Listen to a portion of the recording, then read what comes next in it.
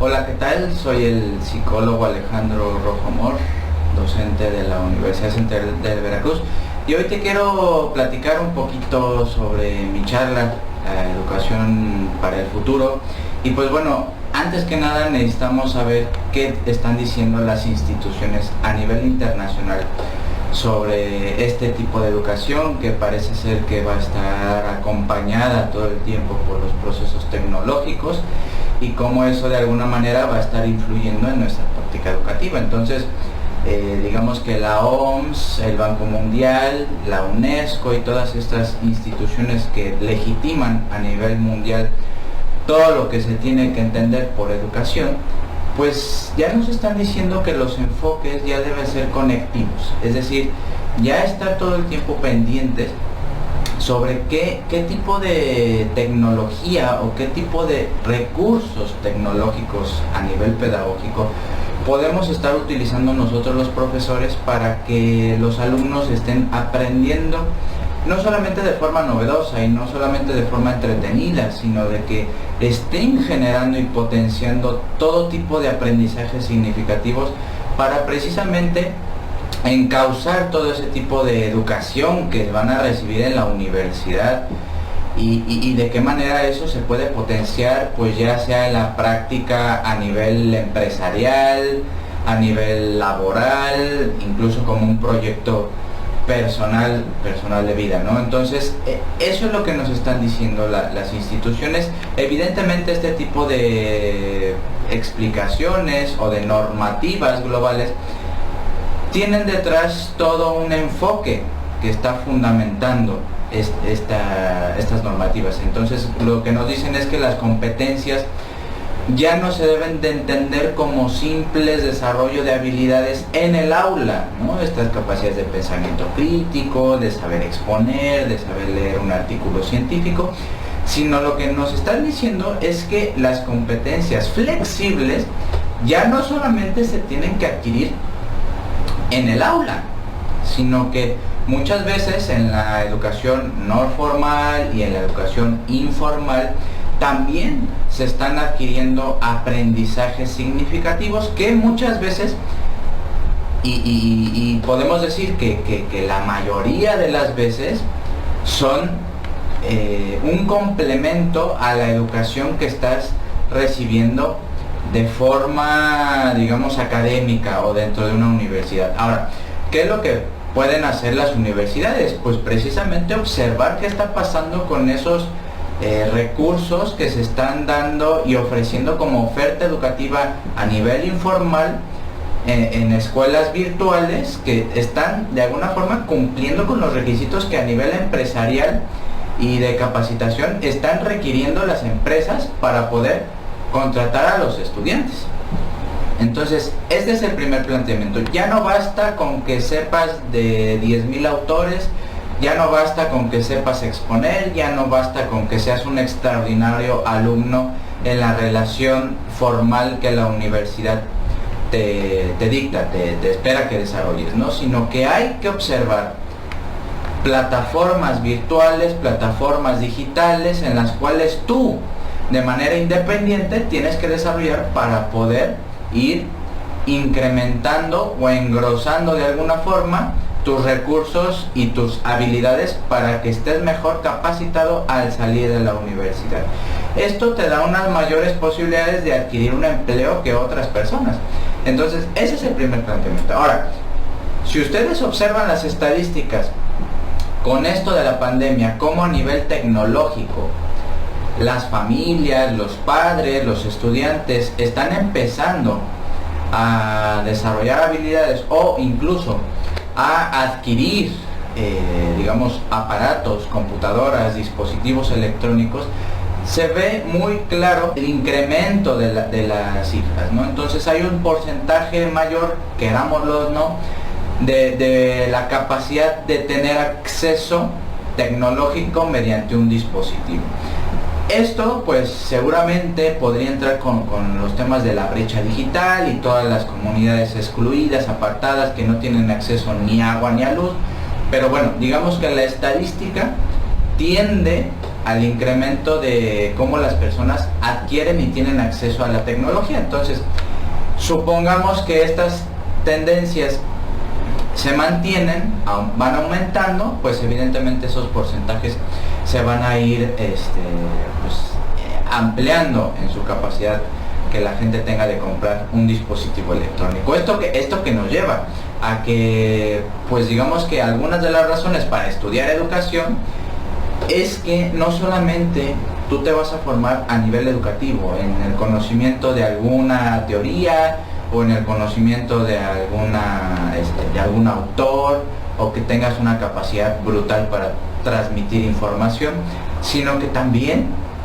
tienes que ir viendo cómo vas dirigiendo tu propio aprendizaje, pero también cuando tengas un empleo de docente, de profesor, cómo a través de las TICs, a través de todas estas plataformas virtuales y digitales que ahorita pues están teniendo un desarrollo impresionante, cómo ir generando en el estudiante, por ejemplo, la capacidad que tenga de buscar información. Entonces ya no solamente es que tú le transmitas el conocimiento de Ausubel o de Brunner para que él entienda por dónde va la teoría del aprendizaje, por ejemplo, sino que cómo va a vincular eso que tú le enseñas a nivel teórico, a nivel abstracto, en el aula, con precisamente buscar información que sea válida, que sea certificada, que sea de una seguridad científica, etcétera, etcétera, para que el alumno vaya viendo y encontrando formas y estrategias básicas de investigación para poder encontrar algún tipo de información, porque recuerden, o sea, la información como nunca antes en la historia ha tenido un desarrollo y una capacidad de información brutal, es inmensa, es casi infinita. Entonces, si el alumno va a buscar algo en específico, se tiene que ir acostumbrando, ir aprendiendo a buscar estrategias de investigación. No es nada más meterle en Google aprendizaje significativo y ya lo que nos salga, ¿no? Entonces es cierto compromiso con eso, con dirigir, y que esto en algún momento sea capaz el alumno de autodirigir sus propios procesos de enseñanza y aprendizaje. Todo esto y otras de las razones por las cuales tú debes de estudiar educación es que debes ir, digamos, pensando tu práctica educativa en términos de software, en términos de programación a nivel informático, en términos de Big Data, en términos de Internet de las cosas, en términos de tecnología, que van a impactar todo el tiempo en tu práctica educativa, porque recordemos que la universidad tiene un serio retraso respecto al aprendizaje, digamos, tecnológico, innovador, y que requiere de otras competencias de los alumnos. Ya no se requieren tanto, que no sean importantes, por supuesto, pero ya no se requieren tanto que tú te memorices o que aprendas de determinada manera a un autor. Eso es muy importante, pero ya no es lo único.